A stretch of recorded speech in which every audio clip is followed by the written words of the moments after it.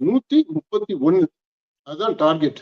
எம்ஜிஆர் விட ஒரு சீட்டு அதிகமாக வாங்கி இந்த ஆட்சியை ஸ்டெபிலைஸ் பண்ணணும் அப்படின்றதுதான் கணக்கு போல தெரியுது. இந்த தாவேகாவுடைய செயல்பாடுகளுக்கு அவங்க கொடுக்கக்கூடிய அந்த டிஃபென்ஸ் இது எல்லாத்தையுமே நம்ம பார்க்கையில அவங்க ஆல்மோஸ்ட் ஒரு தாவேகா கட்சியில கலந்துட்டாங்க அப்படின்னு சொல்லக்கூடிய அளவுலதான் இருக்கு. எடப்பாடிக்கு திடீர்னு ஒரு சந்தேகம் வந்தால் வந்துடும்.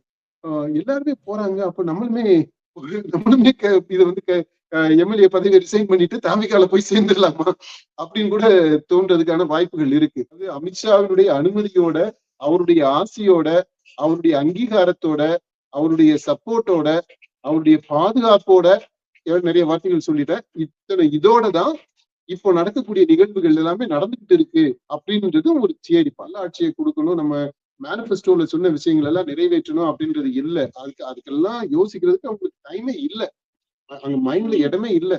எல்லாரும் அந்த கோர் டீம்ல இருக்கிறவங்க எல்லாருமே இப்போ இந்த 118 அந்த மேட்ச் நம்பரை தாண்டணும், 131 இப்படி கொண்டு வரணும் அப்படின்றது, சாதனை படைக்கணும் அப்படின்றது அதுலதான் இருக்காங்க. திமுக கூட இருந்த அந்த கூட்டணி கட்சிகள் தான் இப்போ தாவேகா கூட இருக்கு. அப்போ என்ன பேரு பொருத்தமாக இருக்கும்? அவங்க சொன்ன பேரவே இப்ப சொல்ல முடியுமா? இந்த 5 வருஷம்ன்றது அவர் சொல்றாரு பாத்தீங்களா, அது வந்து டூ லாங்கஸ்ட் பீரியட். அந்த 5 வருஷம் வரைக்கும் இந்த அணியை வச்சிருப்பாங்களா அப்படின்றது கேள்விக்குமான சைன் என்ன அப்படின்னா, இந்த கூட்டணியில முடியும் போது எல்லாரும் ஒன்னா சேர்ந்து போட்டோ எடுக்கிறாங்க பாத்தீங்களா, அந்த போட்டோல தாவேகா கட்சி தலைவர் எங்க இருந்தாரு? ஏன் இல்ல? இவங்களெல்லாம் கூப்பிட்டு வந்து அனுசரிச்சு வச்சுக்கிட்டு இந்த வரப்போற இடைத்தேர்தல்ல அப்பா நீங்க வந்து சீட்டு கேட்டு என்ன பிரச்சனை பண்ணாதீங்க, இது எல்லாமே தாவேகா மட்டும்தான் போட்டியிடும் அப்படின்றத சொல்றதுக்கு ஒரு முன் தயாரிப்பாக இதை பயன்படுத்தி இருக்காரு. அந்த பேச்சுக்கு பின்னாடி இருக்கக்கூடிய உண்மை என்ன அப்படின்னா, இது நிக்காது, உங்களோட நானு பெர்மனண்டா அசோசியேட் பண்ணிக்க விரும்பல அப்படின்றதனுடைய வெளிப்பாடுதான், அதனுடைய வெளிப்பாடு, அதனுடைய செயலாக்கம் தான் விஜய் அந்த குரூப் போட்டோல நிக்காது.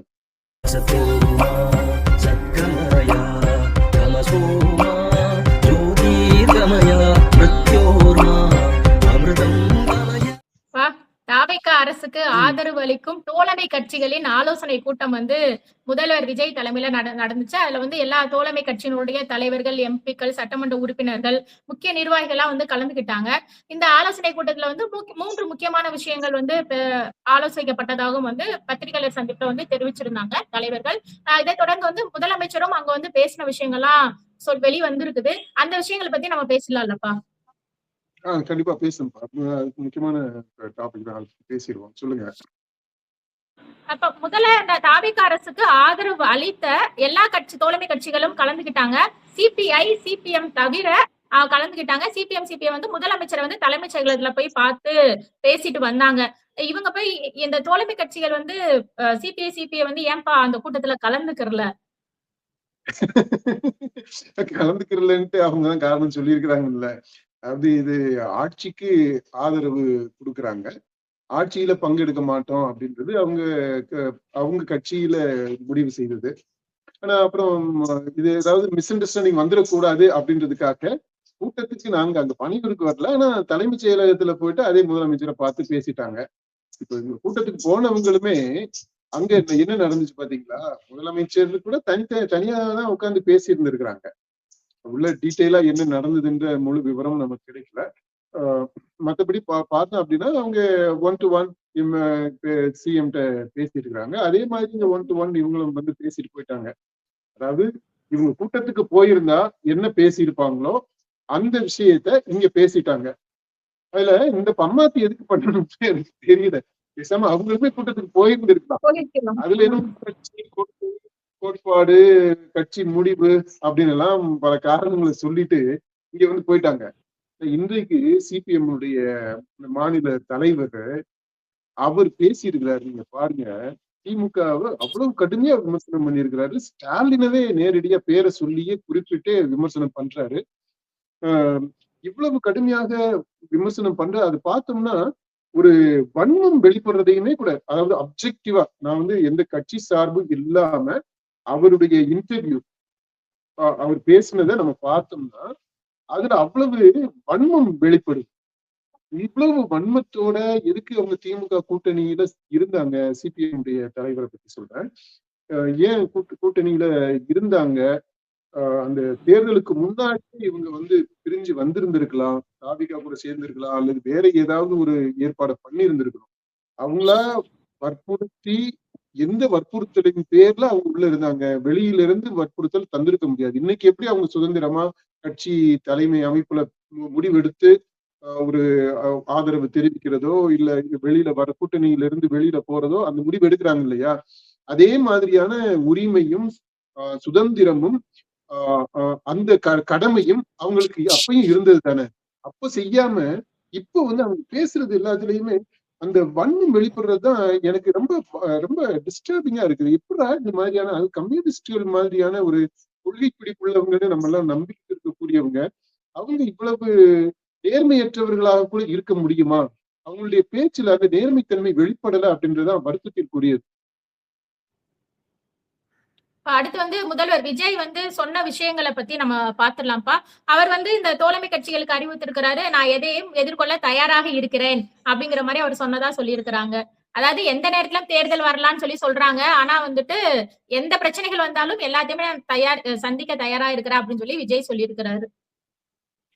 அது எந்த பிரச்சனை வந்தாலும் அதை எதிர்கொள்ளக்கூடிய துணிச்சல் உள்ளவர் தான் அவரு. ஆனா அவங்களுடைய செயல்பாடுகளோ அல்லது இவர் முதலமைச்சர் விஜயினுடைய செயல்பாடுகளோ அதனால வரக்கூடிய சாதகமான பாதகமான அம்சங்கள் எல்லாம் இருக்கு பாத்தீங்களா? அதுல சாதகமான அம்சங்களை நிச்சயமாக அவங்க ஓன் பண்ணிப்பாங்க. பாதகமான அம்சங்கள் இருக்கு அப்படின்னா கண்டிப்பாக அது வழக்கம் போல அவங்க யாரும் ஓன் பண்ணிக்க மாட்டாங்க. அதற்கான பொறுப்பை எதிரிகள் மேல, எதிராளிகள் மேல அல்லது மற்றவர்கள் மேல சுமத்தி விடுறதுக்கு தான் பார்ப்பாங்க. இதுதான் அவங்களுடைய ட்ரெண்டாகவே இருக்கு. அந்த டைனாமிக்ஸ் இந்த டைனாமிக்ஸ்ல அவர் அவர் சொல்றதுபடி செய்வாரு அப்படின்றத நம்ம நம்பலாம். அப்புறம் தாவேகா வலிமையாக இருக்குது, இன்னும் சில கட்சிகள் நம்மளோட இணைவாங்க அப்படிங்கறதையும் ஒரு முக்கியமான விஷயமா சொல்லியிருக்கிறாருப்பா. ஏற்கனவே பலர் இணைஞ்சிட்டாங்க, இன்னும் அதிகமா பேர் வருவாங்க அப்படிங்கிறதையும் சொல்றாரு. தாவேகா வலிமையான கட்சி அப்படின்றதுல மாற்று கருத்தே கிடையாது.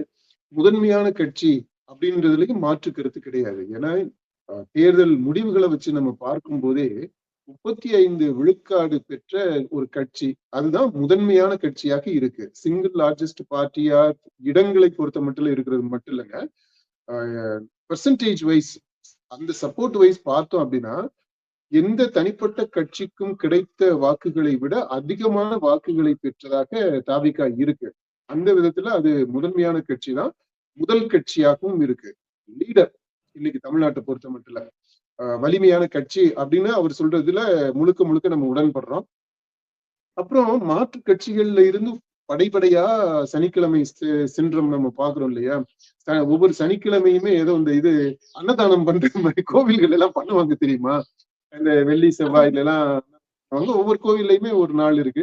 வியாழக்கிழமை போயிட்டோம்னா நம்ம இவரு சாய்பாபா கோயில் எல்லாம் அங்க பண்ணுவாங்க. இப்ப அந்த மாதிரி இந்த கோயில்ல பழையூர் பங்களா கோயில்ல சனிக்கிழமை விருந்து நடக்குதுன்னு நினைக்கிறேன். இது அன்னதானம் நடக்கிறது மாதிரி ஆகி போயிடுச்சு. இப்ப அது மாதிரி கூட்டமா வந்துகிட்டு இருக்கிறாங்க சனிக்கிழமைகள் எல்லாம். அந்த இது எல்லாமே இந்த இது இன்னும் வலுவடைஞ்சுக்கிட்டு வருது அப்படின்றத காட்டுது. ஒரு பாப்புலர் லெவல்ல, ஒரு மாஸ் லெவல்ல அது ஒரு பெர்செப்ஷனை உருவாக்குது. அது இல்லாம கட்சிகள் அப்படின்ற அளவுல பார்த்தோம்னா இப்ப ஏறத்தாழ இந்த விடுதலை சிறுத்தைகள், காங்கிரஸ், IUML, முஸ்லிம் லீக் இவங்க இந்த மூணுமே ஒன்னா சேர்ந்தது மாதிரிதான். அமைச்சரவையில பங்கெடுக்கிறாங்க அப்படின்னா கூட்டா சேர்ந்துட்டாங்க. ஓரளவிற்கு தாவேகாவோட மிங்கிள் ஆயிட்டாங்க. பெரிய அளவுல அவங்களுடைய ஐடென்டிட்டியுமே அவங்களுடைய தன் அடையாளத்தையுமே கரைச்சிட்டாங்க அப்படின்னு தான் சொல்லணும். ஏன்னா அவங்க தனிப்பட்ட அடையாளத்தோட அரசியல் இருக்க முடியாது. அவங்களுடைய பேச்சு, அவங்களுடைய நடத்தை, அவங்க இந்த தாவேகாவுடைய செயல்பாடுகளுக்கு அவங்க கொடுக்கக்கூடிய அந்த டிஃபென்ஸ் இது எல்லாத்தையுமே நம்ம பார்க்கையில அவங்க ஆல்மோஸ்ட் ஒரு தாவேகா கட்சியில கலந்துட்டாங்க அப்படின்னு சொல்லக்கூடிய அளவுலதான் இருக்கு. அந்த விதத்திலையும் பார்த்தோம்னா தாவிக பெருசா ஆயிருக்கு, வலிமை அடைஞ்சிட்டு வருது. இது போக வெளியிலிருந்து ஆதரவு தெரிவிக்கிற அந்த இடதுசாரிகள் 2 பேரு. அதுல மார்க்சிஸ்ட் நம்ம பத்தி சொன்னோம். நம்ம இப்ப சொன்னோம். அவரு பேசக்கூடிய பேச்செல்லாம் பார்த்தோம்னா, அவங்க அமைச்சரவையில இருக்கக்கூடிய காங்கிரஸ் என்ன பேசுமோ, அத விட தீவிரமா ஆ ரொம்ப அன்போடையும், அக்கறையோடையும் தாவேகாவ சப்போர்ட் பண்றாரு. ஆல்மோஸ்ட் விஜயனுடைய காலடியில விழுந்து அவர தாங்கி பிடிக்கிறது மாதிரி அவருடைய பேச்சு இருக்கு. அந்த மாதிரி அவங்களும் வந்துட்டாங்க. இப்ப இதுல மிச்சம் இருக்கிற இனிமேல் வரப்போறவங்க யாரு அப்படின்னு பார்த்தோம்னா, இந்த தமிழ் மாநில காங்கிரஸ்னு ஒரு ஒரு பார்ட்டி இருக்கு. இருந்துச்சு, விஜயவா சார். இருக்கிற மாதிரி சொல்றாங்க. அது அது வர்றதுக்கான வாய்ப்புகள் இருக்கு. அமமுகவுல இருந்து ஒரு எம்எல்ஏ வந்துட்டாரு. ஒருவேளை கட்சியாகவே கூட தினகரனே கூட இந்த பக்கம் வரலாம். அது ஒண்ணு பாக்கி இருக்கு. அப்புறம் ஆமா இவங்க இருக்காங்க, பாட்டாளி மக்கள் கட்சி. அவங்க எப்படின்னா ஆமா. ஒரு லவ் ஹேட் ரிலேஷன்ஷிப் மாதிரி. இந்த காதல்ல சொல்லுவாங்க தெரியுமா? ஊடலும் இருக்கும், கூடலும் இருக்கும். அப்படி அந்த மாதிரியான ஒரு ரிலேஷன்ஷிப்ல தான் இப்ப இது வரைக்கும் போய்கிட்டு வருது. அப்படியே இப்ப அண்டர்ஸ்டாண்டிங்கா பேசிப்பாங்க. அதே சமயத்துல விமர்சனம் பண்றது மாதிரி இருப்பாங்க. 2ம் அப்படி போய்கிட்டு இருக்கு. ஒருவேளை அவங்க இந்த பக்கம் வர்றதுக்கான வாய்ப்புகள் இருக்கலாம். இன்னொன்னு வந்து ஏன் நம்ம இவங்க இருக்கிறாங்கல்ல சசிகலா அம்மா, அவங்க ஒரு கட்சி ஆரம்பிச்சிருக்காங்க. அந்த கட்சி கூட வர்றதுக்கு பாசிபிலிட்டிஸ் இருக்கு. ஆஹ் வேற கட்சிகள்னு பார்த்தா யாரு, கருணாஸ் ஒரு கட்சியை தேமுதிகப்பா. வச்சிருக்காரு. தேமுதிக இந்த பக்கம் இருக்கிறது. திமுக அணியில இருக்கக்கூடிய திமுகல தேமுதிக இருக்கிறாங்க. இருக்கு. தேமுதிகவும் வரல. ஏன்னா அவங்க பிரேமலதாவை பொறுத்த மட்டும் விஜய் அவங்க வீட்டுக்குள்ள அப்படிதானே அவங்க பேசி இருக்கிறாங்க. ஆமா. தம்பி என் பிள்ளை அப்படின்ற ரேஞ்சில தான் அவங்க பேசுறாங்க. அதனால அவங்க எளிதாக பிரிஞ்சு வந்துட முடியும். வர்றதுன்னா வந்துடலாம். ஒருவேளை அந்த பேச்சுவார்த்தைகள் கூட நடந்துகிட்டு இருக்கா என்னன்னு தெரியல. அடுத்தது வேற யாரு இருக்கிறா? அவ்வளவுதான், ஏறத்தாழ எல்லா கட்சிகளையும் சொல்லிட்டோம். இவங்க எல்லாருமே வர்றதுக்கு அதிமுக வாய்ப்புகள் விட்டீங்க. இருக்கு. யாரு? ஏற்கனவே அதிமுக காலியா தான்.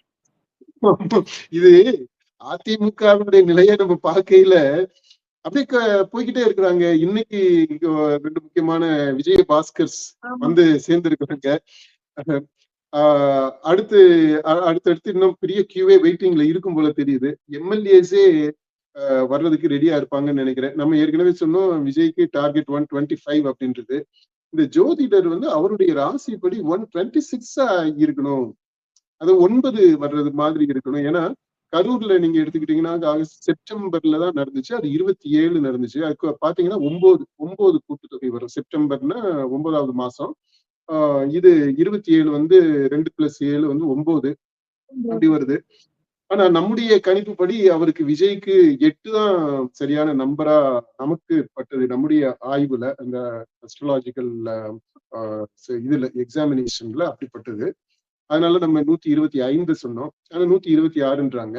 அப்புறம் இப்போ லேட்டஸ்டா என்ன சொல்றாங்க அப்படின்னா, இந்த ஊடகங்கள் எல்லாமே விஜய் வந்து அவரை ஊன் பண்றது மாதிரி பேசிட்டாங்க.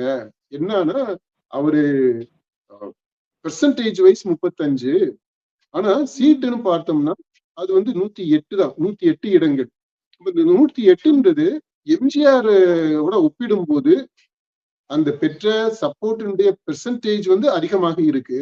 ஆனா இடங்களை பொறுத்த மட்டும் அவர் 130 வாங்கிட்டாரு, இவர் வந்து 108 தான் வாங்கியிருக்கிறாரு அப்படின்னு சொல்லி, அதாவது எம்ஜிஆரை விட இவர் கொஞ்சம் கீழே தான், எம்ஜிஆரோட விஜய் கம்பேர் பண்ண முடியாது அப்படின்னு சொன்ன அந்த காமெண்ட்ஸ் எல்லாமே அவரு சரி நல்லபடியா அவர் எடுத்துக்கிறலன்னு நினைக்கிறேன். அவரை ஹர்ட் பண்றது மாதிரி ஆயிடுச்சு போல. இப்ப அதனால என்ன மேண்டேட் கொடுத்திருக்கிறாரு அப்படின்னா விஜய் 131 அதுதான் டார்கெட். எம்ஜிஆர் விட ஒரு சீட் அதிகமாக வாங்கி இந்த ஆட்சியை ஸ்டெபிலைஸ் பண்ணணும் அப்படின்றதுதான் கணக்கு போல தெரியுது. இப்ப அதனால 131 நம்ம கணக்கு நம்மளும் மாத்திக்கிடுவோம். ஏன்னா லேட்டஸ்டா என்ன சொல்றாங்க, என்ன இருக்கோ அதை அப்டேட் பண்ணிக்கிடுவோம். 125 இல்ல 131. இப்போ டார்கெட் 131. அதுதான் இப்போதைக்கு லேட்டஸ்டாக நமக்கு தெரிய வந்த அந்த செய்தி. இப்ப இந்த 131 இடங்கள் வரணும்னா அது அதிமுகவுல இருந்து ஆட்கள் எல்லாம் வர்றதுக்கு ரெடியா இருக்கிறாங்க. இப்படி எல்லாரும் கலந்து போய்கிட்டே இருக்கிறாங்க. ஒரு வளர்மதி போயிட்டாங்க. இன்னொரு அடுத்த வளர்மதியும் வர்றதுக்கான முஸ்தீப்ல இருப்பாங்க போல தெரியுது. அப்புறம் அடுத்து விஜய் பாஸ்கர்ஸ் வந்துட்டாங்க. அப்புறம் அங்க இருக்கக்கூடிய விஜய்கள் எல்லாமே வந்துருவாங்கன்னு நினைக்கிறேன். பாஸ்கர்கள் எல்லாம் வந்துருவாங்க. மத்த எது மணி குரூப்ஸ் ஆமா அவங்க எல்லாம் வருவாங்க. வர்றதுக்கு ரெடியா இருக்கிறாங்க போல. இப்படி வர்றதை பார்த்தா எடப்பாடிக்கு திடீர்னு ஒரு சந்தேகம் வந்தாலும் வந்துடும். எல்லாருமே போறாங்க. அப்ப நம்மளுமே இதை வந்து எம்எல்ஏ பதவியை ரிசைன் பண்ணிட்டு தாமிகால போய் சேர்ந்துடலாமா அப்படின்னு கூட தோன்றதுக்கான வாய்ப்புகள் இருக்கு. அதாவது அதிமுக இவென்ச்சுவலா தாமிகாவுல கலந்துடுறதுக்கான சூழல் கூட வரலாம்.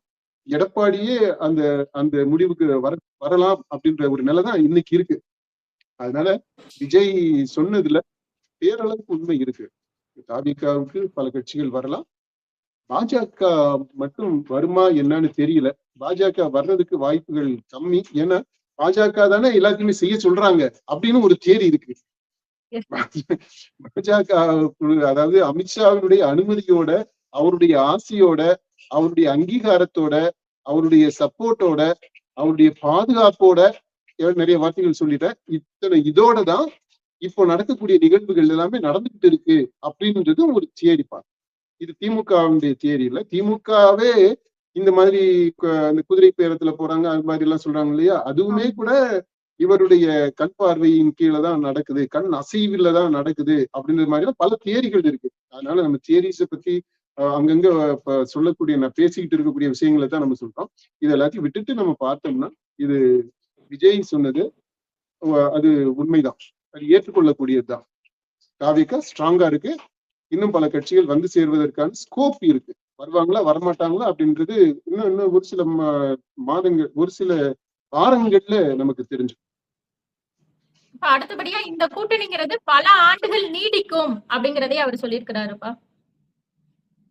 பல ஆண்டுகள் நீடிக்கும் கூட்டணி பல ஆண்டுகள் நீடிக்குமா அப்படின்றது அது உறுதியாக சொல்ல முடியாது. அந்த இடத்துல அவரு சரி கூட்டணி கட்சிகளை கொஞ்சம் குஷிப்படுத்தணும் அப்படின்றதுக்காக சொல்றாரு, தொண்டர்களையும் உற்சாகப்படுத்தணும்ன்றதுக்காக சொல்றாரு. அடுத்து இது வந்து மைனாரிட்டி ஆட்சி அப்படின்றத மாற்றணும், அந்த இமேஜை மாற்றணும். இது வந்து வலுவான ஆட்சியாகத்தான் இருக்கு. கட்சின்றது வேற, ஆட்சின்றது வேற. கட்சியை பொறுத்த மட்டும் ஸ்ட்ராங்கா இருக்கு, ஆட்சியை பொறுத்த மட்டும் வீக்கா இருக்கு. ஏன்னா போதுமான எம்எல்ஏஸ் இல்ல. இப்போ அதுதான் அவங்களுடைய பிகஸ்ட் பாதரேஷனாகவும் இருக்கு. பெரிய ப்ரீஆக்குபேஷன் என்னன்னா நல்ல ஆட்சியை கொடுக்கணும், நம்ம மேனிபெஸ்டோல சொன்ன விஷயங்கள் எல்லாம் நிறைவேற்றணும் அப்படின்றது இல்ல. அதுக்கெல்லாம் யோசிக்கிறதுக்கு அவங்களுக்கு டைமே இல்லை, அங்க மைண்ட்ல இடமே இல்லை. எல்லாரும் அந்த கோர் டீம்ல இருக்கிறவங்க எல்லாருமே இப்போ இந்த 118 அந்த மேட்ச் நம்பரை தாண்டணும், 131 இப்படி கொண்டு வரணும் அப்படின்றது, சாதனை படைக்கணும் அப்படின்றது அதுலதான் இருக்காங்க.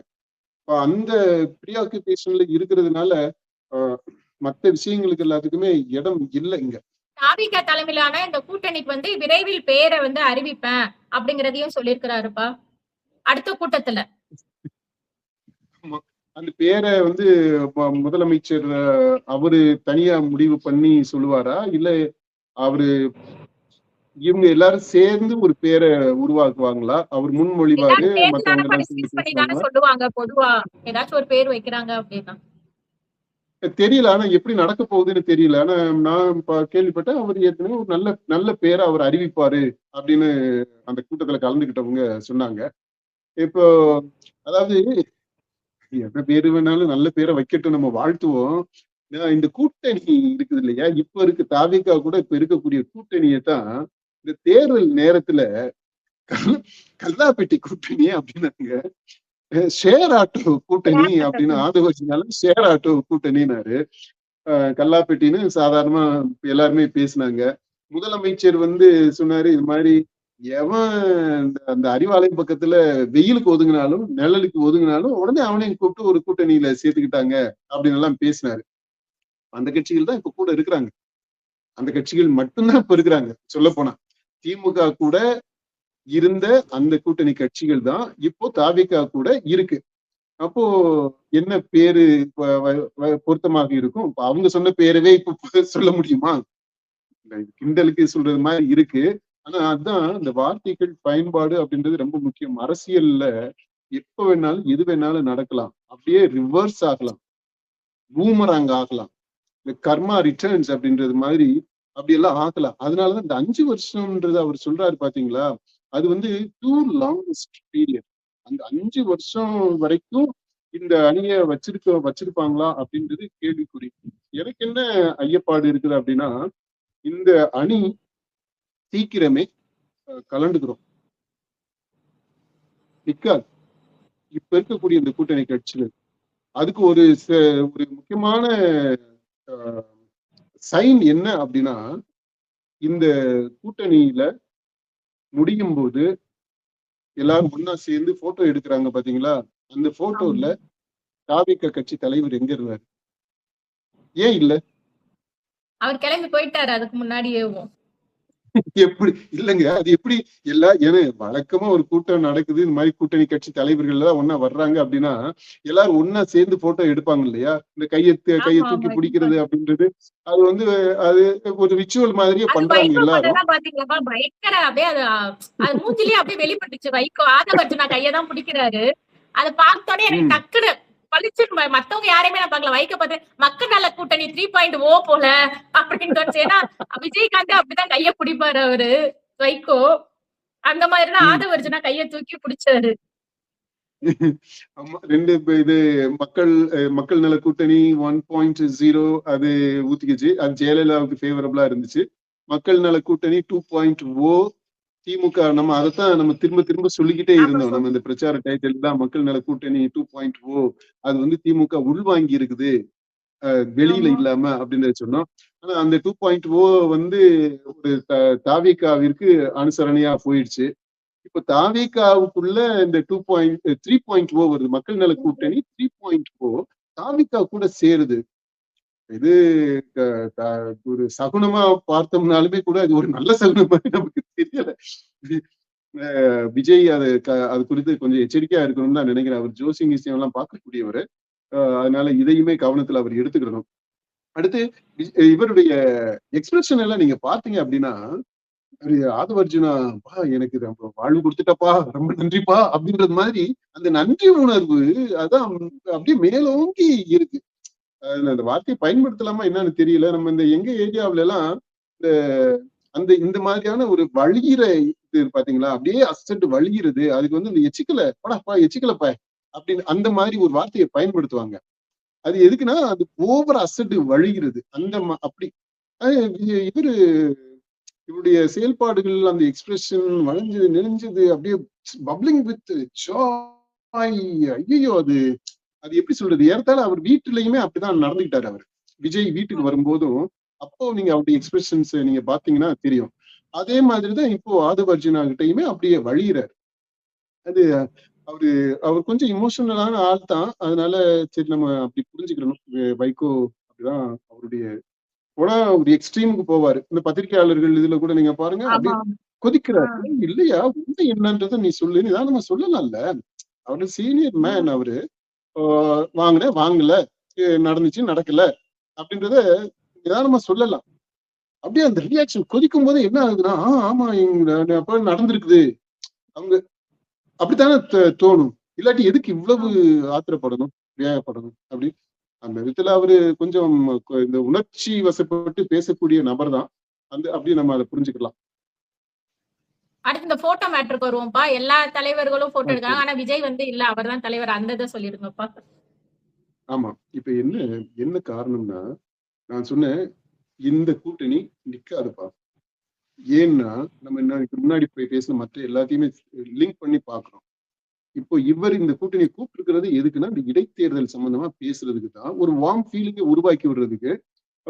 அடுத்து இவங்களெல்லாம் கூப்பிட்டு வந்து அனுசரிச்சு வச்சுக்கிட்டு, இந்த வரப்போற இடைத்தேர்தல்ல அப்பா நீங்க வந்து சீட்டு கேட்டு என்ன பிக்சர் பண்ணாதீங்க, இது எல்லாமே தாவேகா மட்டும்தான் போட்டியிடும் அப்படின்றத சொல்றதுக்கு ஒரு முன் தயாரிப்பாக இதை பயன்படுத்தி இருக்காரு. First point. ரெண்டாவது, இந்த மாதிரி இந்த கூட்டணி கட்சிகள் எல்லாம் வந்துட்டா நீங்க களத்துல எங்களுக்கு சேர்ந்து வேலை செய்யுங்க, சீட்டு எதிர்பார்க்காதீங்க, தாவேகா ஆட்கள் தான் இருப்பாங்க, எங்களுடைய இலக்கு வந்து கம்ஃபர்டபுளா நாங்க ஆட்சியில இருக்கிறோம், எங்களுடைய எம்எல்ஏஸ் இருக்கணும், அப்படி இருந்தாலும் உங்களை நாங்க கைவிட மாட்டோம் ரெண்டாவது பாயிண்ட், நீங்க வந்து அமைச்சரவையில இருப்பீங்க அப்படின்ற அந்த உத்தரவாதத்தை கொடுக்கறது மாதிரி பண்ணியிருக்கிறாங்க. ஆனா விஜயினுடைய அணுகுமுறை என்ன அப்படின்றத திரும்ப திரும்ப நம்ம சொல்லிக்கிட்டு இருக்கிறோம். அவரு மத்தியில் இருக்கக்கூடிய அரசு கூட இணக்கமாக தான் போவாரு. அதை அவர் ஓப்பனாவே டிக்ளேர் பண்ணியிருக்கிறார். இணக்கமாக செல்லுவார். பாஜக கூட இணக்கமாக இருக்கும் இந்த தாவிக அரசு. அப்படி இணக்கமாக போறதுக்கு தான் அவங்க இண்டிபெண்டா அவங்களே ஒரு மெஜாரிட்டியா இருக்கணும், ஆட்சியில இருக்கணும் அப்படின்றது. அதாவது வேற யாரும் நை நை நை நைன்ட்டு தொந்தரவு பண்ணக்கூடாது. ஓகே, இந்த இந்த இது சரியில்லை, அது சரியில்லை. இப்ப ஏற்கனவே பேசிட்டாங்க பாத்தீங்களா, விசிகா எல்லாம் விமர்சனம் பண்ணாங்க. இவங்க கம்யூனிஸ்டுகளும் லேசா அப்படி சொல்லிட்டு அப்படியே ஜெகா வாங்கிட்டாங்க. இப்ப இந்த மாதிரி இருக்கு இல்லையா, இப்படி இந்த குத்தி காட்டுறது இது அந்த அந்த வேலையே இருக்கக்கூடாது. ஃப்ரீயா நினைச்சத செய்யணும். அப்படி செய்யணும்னா அவங்களுக்கு தனியா மெஜாரிட்டி வேணும். இப்ப அதுக்குதான் இடைக்காலமா நம்ம என்ன சொன்னோம், இப்படி அந்த அணுகுமுறையில ஒருவேளை இந்த இடைத்தேர்தல்ல போதிய அளவுக்கு சீட் வரலனாலும் இப்போ இம்மீடியட்டா நடக்க போறதுல பாமக உள்ள வரும், காங்கிரஸ் வெளியில போகும். காங்கிரஸ்ல வெளியில போகும் அப்படின்னா காங்கிரஸ் கொள்கை அளவுல சொல்லலாம். ஆனா இப்ப இருக்கக்கூடிய அமைச்சர்கள்லாம் நாங்க காங்கிரஸை விட்டுட்டு தாவிகாவில சேர்ந்துக்கிறோம் அப்படின்ட்டு போனாங்கன்னா என்ன பண்ண முடியும்? அப்படியே நடக்கிறதுக்கு வாய்ப்புகள் இருக்கு. அப்படி அது தாவிகாவுடைய அரசாக இருக்கும். பாஜக கூட இணங்கி இணக்கமாக செல்லுவதற்கு இடைஞ்சல் தராத அரசாக அடுத்து இப்ப அமைய போகுதுப்பா. அப்படி அந்த அரசுல பாஜக கூட இணக்கமா இந்த தாவிக போகும்போது, விஜய் மோடியோடு ஒரு நல்லுறவை வச்சுக்கும் போது, அமித்ஷா சொல்றபடி இவர் கேட்டு நடக்கும்போது, அதற்கு எதிர்ப்பு தெரிவிக்கக்கூடியவங்க யாரும் அமைச்சரவையில இருக்க முடியாது. அது விசிகாவா இருக்கலாம், இடதுசாரிகள் ஏற்கனவே வெளியில இருக்காங்க, அவங்க சப்போர்ட்டை வித்ரா பண்ணிக்கலாம். முஸ்லீம் லீக் இருக்கிறாங்க, அவங்க அமைச்சரவையில இருந்து கலந்துக்கலாம். இப்படி யார் கலந்துக்கிட்டாலும் ஆட்சி இருக்கும், தாவேக ஆட்சி நடத்தும், அதுல பிரச்சனை வராது. அதுக்கு உத்தரவாதம் பண்ணிக்கிறக்கூடிய விதத்துல இது நடக்குது. அதனாலதான் விஜய் இப்ப இந்த தலைவர்கள் கூட சேர்ந்து ஒரு போட்டோ எடுத்துக்கிட்டாருன்னா, போட்டோன்றது வந்து இட் இஸ் பெர்மனன்ட். அந்த மாதிரி ஒரு நிரந்தரமாக இவங்க கூட உறவுல இருக்கிறது மாதிரி விஜய் காட்டிக்க விரும்பல. ஏன்னா அவருக்கே தெரியும் இது வந்து ஒரு தற்காலிக செட்டப் தான். இப்போ இந்த கூட்டணி நீடிக்கும், நிலைக்கும், 3 வருஷத்துக்கு இருக்கும், 5 வருஷத்துக்கு இருக்கும், இல்ல 25 வருஷத்துக்கு இருக்கும் அப்படின்றதெல்லாம் பேச்சு. அந்த பேச்சுக்கு பின்னாடி இருக்கக்கூடிய உண்மை என்ன அப்படின்னா, இது நிக்காது, உங்களோட நானு பெர்மனண்டா அசோசியேட் பண்ணிக்க விரும்பல அப்படின்றதனுடைய வெளிப்பாடு தான். அதனுடைய வெளிப்பாடு, அதனுடைய செயலாக்கம் தான் விஜய் அந்த குரூப் போட்டோல நிக்காது.